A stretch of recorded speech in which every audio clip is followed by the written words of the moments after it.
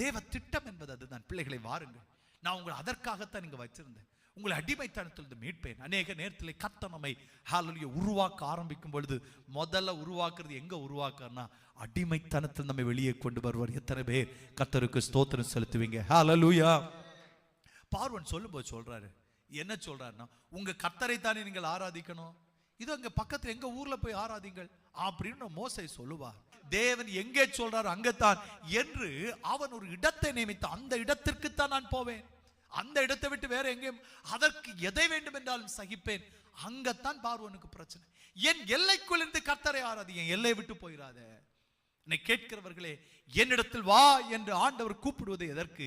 நம் ஆலயத்திற்கு வருகிறோம் என்றால், கர்த்தருடைய சமூகத்திற்கு நேராக வருகிறோம் என்றால், இங்கே வந்து கர்த்தருடைய சத்தத்தை கேட்கிறோம் என்றால், அவனுடைய எல்லையை விட்டு எங்கே வருகிறோம்? தேவ எல்லைக்குள் வருகிறோம். எத்தனை பேர் கர்த்தருக்கு ஸ்தோத்திரம் சொல்லுவீங்க? ஆமென். தேவ எல்லைக்குள் வருவதற்கு அவன் பட்ட பிரச்சனை இருக்குதே, அளப்பெரிய பிரச்சனை சந்தித்தான்.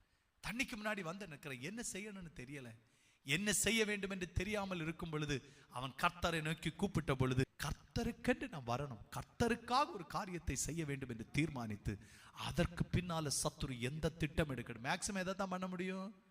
வெள்ளத்தை தான் அவன் அனுப்ப, அதை தவிர்த்து அவனிடத்தில் ஒன்றும் இல்லை. அப்படி ஒன்று செய்வான் என்றால், நம் கர்த்தருக்கு நேராக கரங்களை உயர்த்தும் போது கர்த்தர் நமக்கு செய்வதென்ன? ஒரு பேச்சும் இருக்காது, ஒரு மூச்சும் இருக்காது. ஹல்லேலூயா. எதிர்த்து வந்தவர்கள் எப்படி நிற்பார்கள் என்றால், குவியலாக நிற்பார்களாம். ஹல்லேலூயா. எதிர்த்து வந்தவர்கள் எப்படி நிற்பார்கள் என்றால், ஹல்லேலூயா, பேச்சு மூச்சு அற்றவர்களாய் வாயில கையை வைத்துக் கொண்டு நிற்கத்தக்கதாக, ஹல்லேலூயா, தேவன் அவர்களை உறைந்து போக பண்ணுகிற நல்ல தேவனாக இருக்கிற